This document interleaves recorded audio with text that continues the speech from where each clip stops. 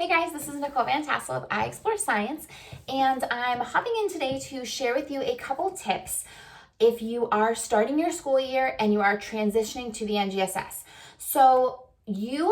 One thing to remember as I say transition to the NGSS, you might be teaching using NGSS aligned instruction. You might have been teaching for a couple years. However, if your students have not had prior experience with this sort of constructivist style of learning, the three-dimensional teaching, even if maybe you feel like you have already transitioned, one thing to remember is maybe your students have not. So I want to share with you a couple tips today with ideas of helping your students make this transition, whether you've been into this 3D instruction for a while now or not.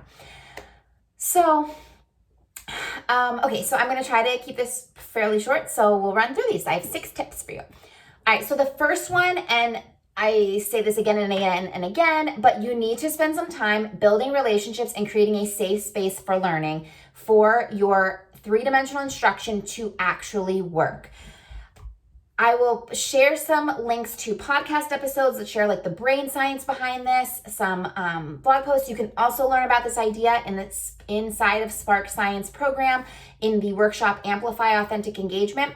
But our three-dimensional instruction and constructivist teaching, the idea that our students are not being told information, but instead are figuring it out for themselves, are constructing that knowledge on their own and that understanding on their own, requires our students to take risks. It requires our students to be willing to be wrong, be willing to make mistakes. It requires our students to think at higher levels. And our brain is not capable of doing that if it does not feel safe, if it does not feel in community with others that are in the space with them. It literally cannot happen. So while learning can potentially happen in other environments when information is just being told to students and they're expected to just like store it away, the type of learning that we want to see in NGSS or three-dimensional classrooms really requires more from our students, and therefore they need to be in a space where their brains are capable of doing that type of work, and that requires building relationships, creating that safe space in your classroom, developing your classroom culture. And it means more than just doing a simple survey at the beginning of the school year, or, saying hello to your students as they come in the door. Those are all great things that we can do.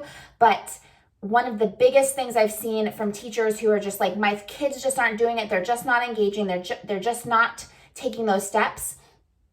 It was, the big problem seemed to be there was a disconnect in the relationship building early on. So please spend that time doing that at the beginning of the year. All right, so step 2, or tip 2, I should say, is to communicate. This one is also often skipped, but it is really important if you can, before diving into 3D instruction, communicate what that is. And I don't mean giving your kids a crash course on like, these are the disciplinary core ideas, these are the science and engineering practices, this is the cross-cutting concepts. Because we all sat through that workshop when the NGSS were first released, and we all were just like, I don't care. Like, how is this useful to me? No, what I mean is helping our students understand how it looks in the classroom. If you're not sure how it's supposed to look in the classroom, I would suggest you check out Bring Wonder Back. It's my free online workshop. It's a workshop series, I guess. There's 3 videos that share how this three-dimensional instruction plays out in the classroom and some of the fundamental components of it. I also am going to link in the notes here a document from the people that created the Next Generation Science Standard, so the nextgenscience.org site. They have a great little table that shows you this is how science learning looked in the past, and this is how it looks today, or this is how we want it to look, the new vision of it.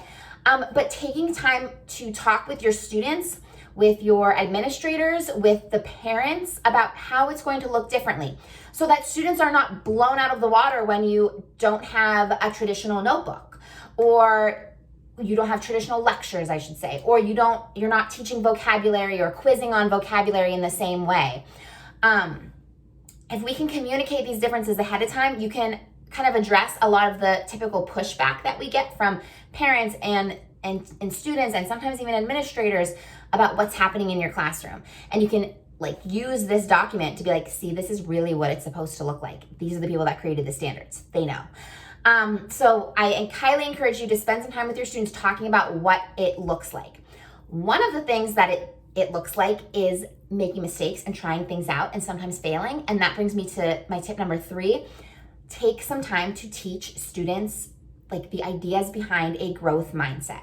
So there are so many resources out there right now that help our students develop growth mindsets. There are so many tools you can use as a teacher to get like scripts, phrases that can be really helpful. I love phrases as a parent. I love getting those emails from like Big Life Journal. I think that's it. That sends me like, here's what we tend to say, here's what you can say instead.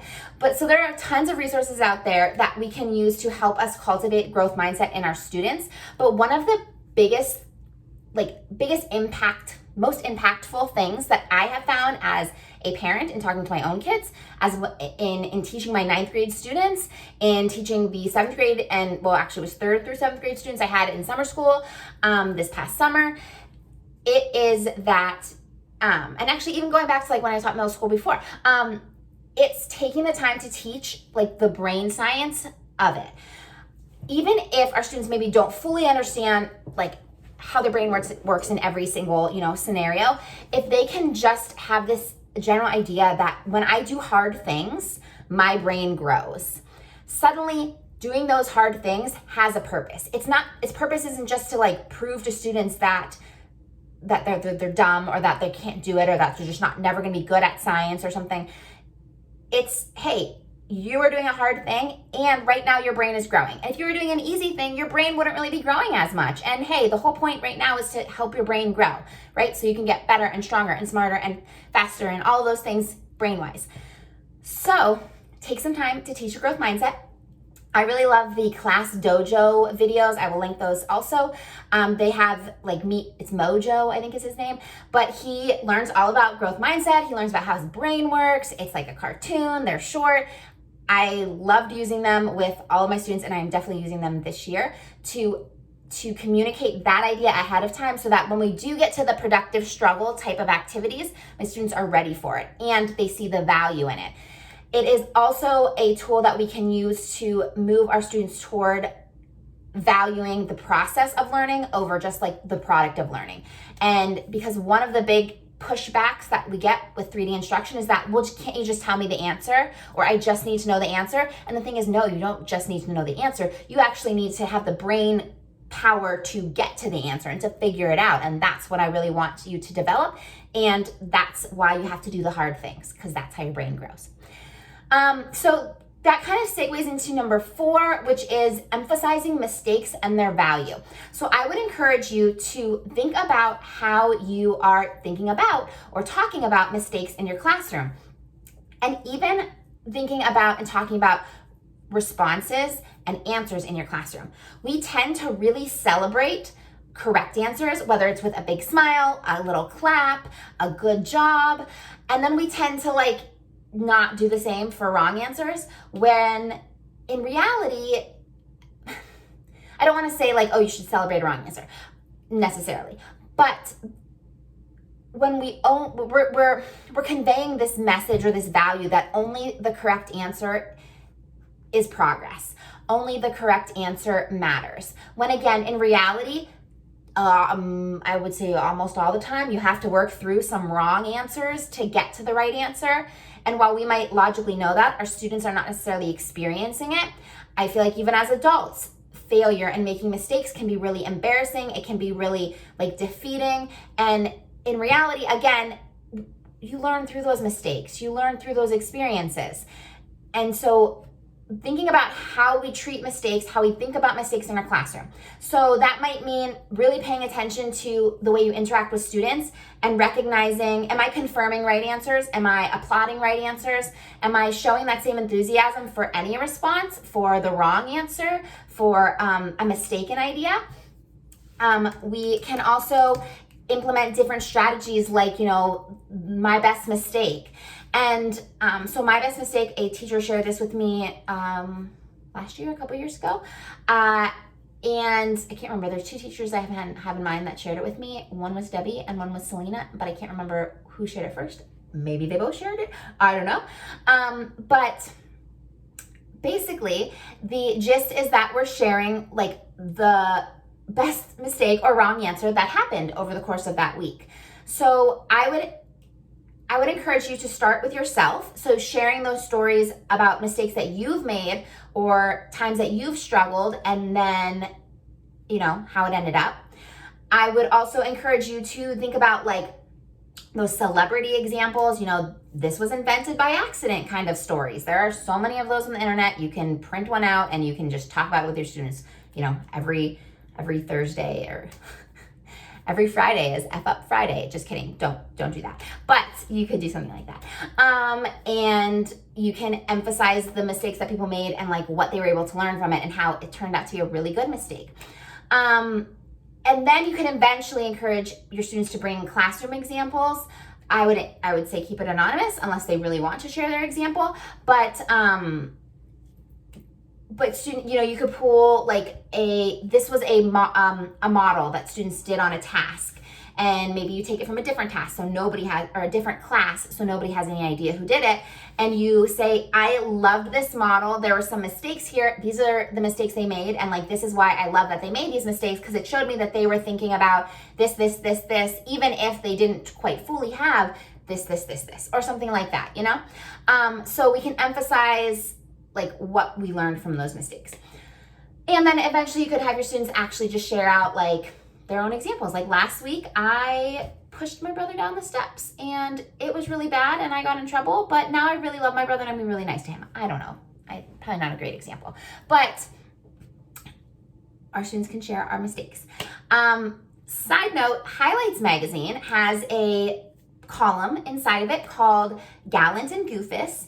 And gallant is like the things that you want to do, and goofus is like the things that you don't want to do. And they always have they have little blurbs where kids shared ways they were gallant and moments where they were goofuses. And so maybe you could have something like that in your class. So yeah, just an idea, throwing that out there. You should check it out. Okay, so number 5, I would encourage you to early on in your class experience this year, start diving into collaborative learning and group work activities. These don't have to be content related. They could be relationship building tasks. They could be content related. They could be science skills related tasks, but really start having students dip their feet into group work and collaborative learning activities so that they kind of build their skills with working together, so that you can set norms in kind of a lower risk, less intellectually challenging moment. And so when students are getting into like, now we're doing the hard stuff, now we're digging into the 3D instruction, they're already familiar at least with that one step of working together.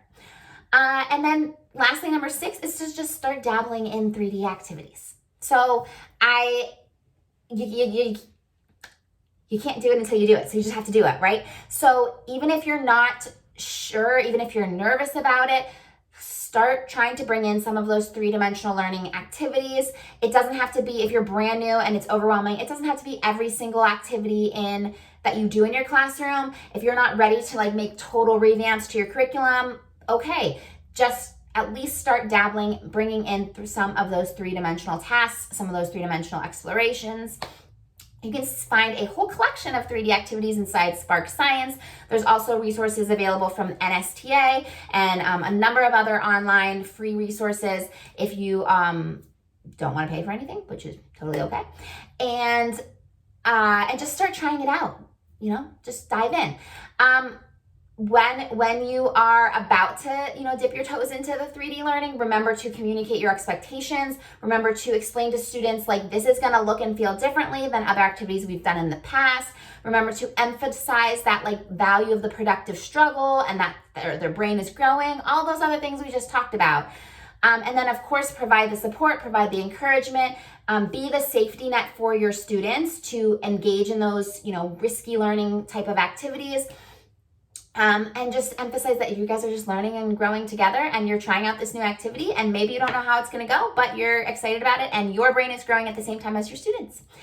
Okay, so I hope this helped you get a couple ideas of, what you could do to help your students make this transition to 3D learning. And I will link all of those resources below. If you have questions, reach out anytime. You can find me on Facebook, Instagram at iExploreScience.com, and of course here on YouTube. Have a good one.